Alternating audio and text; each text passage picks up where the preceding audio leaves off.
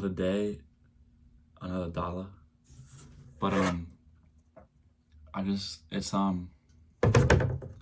9 o'clock, and I just came back from the gym.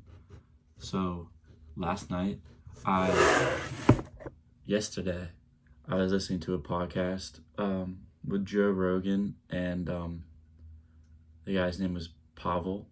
He's from Russia, and he brought kettlebell training over to the United States.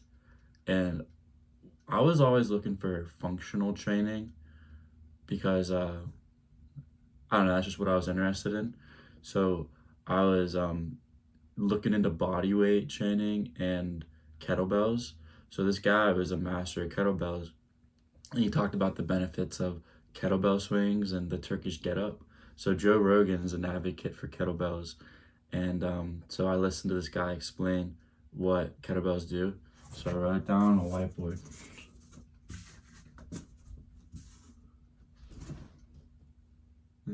These are my notes that I was actively taking while I was listening to the podcast.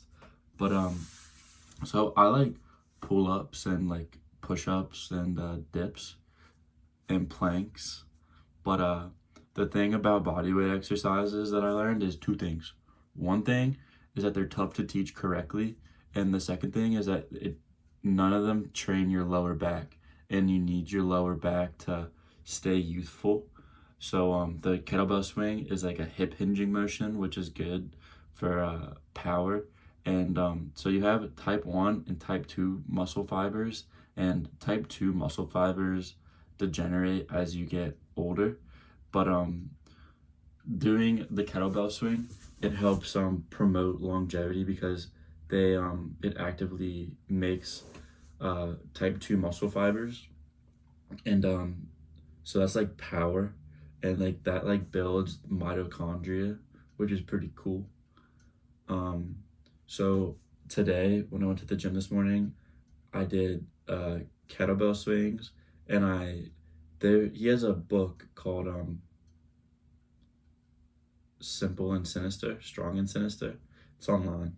I'll link the title right here. Bing.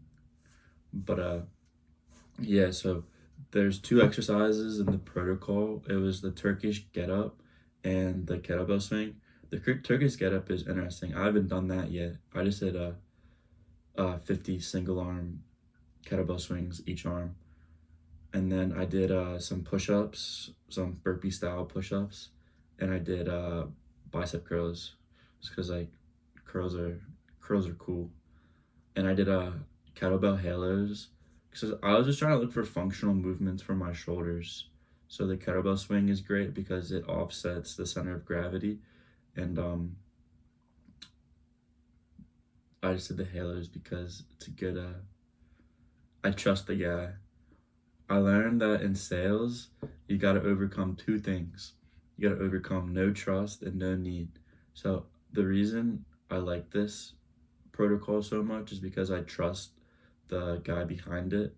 And the Soviets have been using kettlebell training since the 1700s.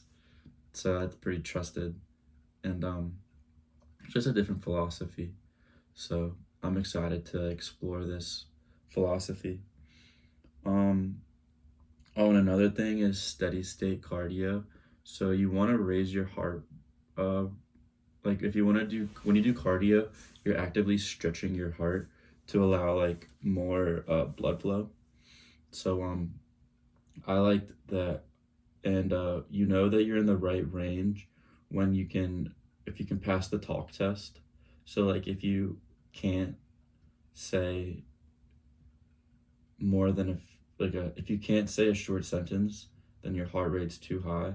But if you're like in that zone where you can say short, like have like a simple conversation with somebody, then your heart rate's like in the right zone. I'll learn more about it, but that's just what I know right now. But one of the folk tales that he talked about was there's this guy who carried a calf, and he picked up the calf and carried it and carried it every day, and as the calf grew, he got stronger because progressive overload.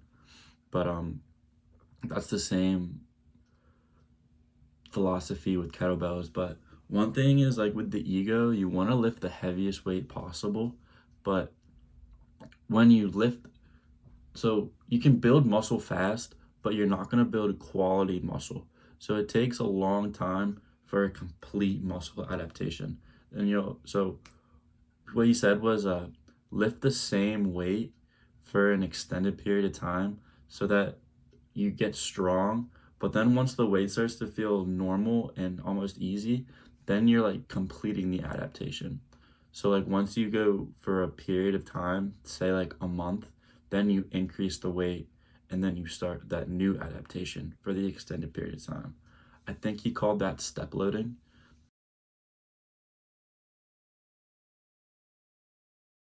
So I thought that was pretty cool. And I just like burpees because it's just kind of like you're constantly moving, you get the heart rate up, and it hits like you're like hinging the hips and you're also doing push-ups, so you're hitting your chest and your triceps and your shoulders. And I learned that professional power lifters, they only max out 2 times a year at competition. So the more you know. And the Soviets got so good at it because they measured everything, which I thought was pretty neat.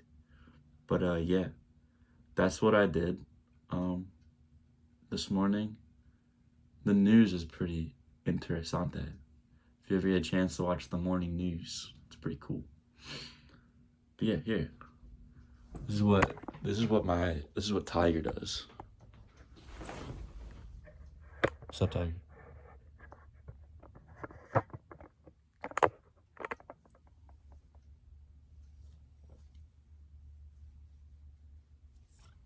This is her window. She looks out the window.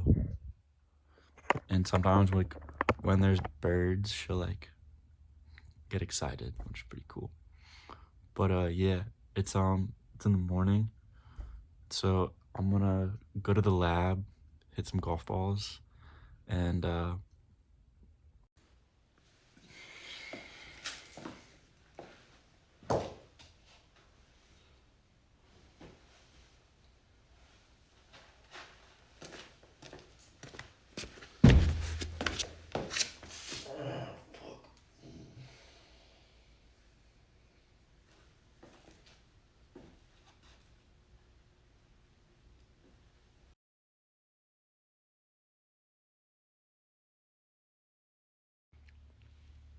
snow.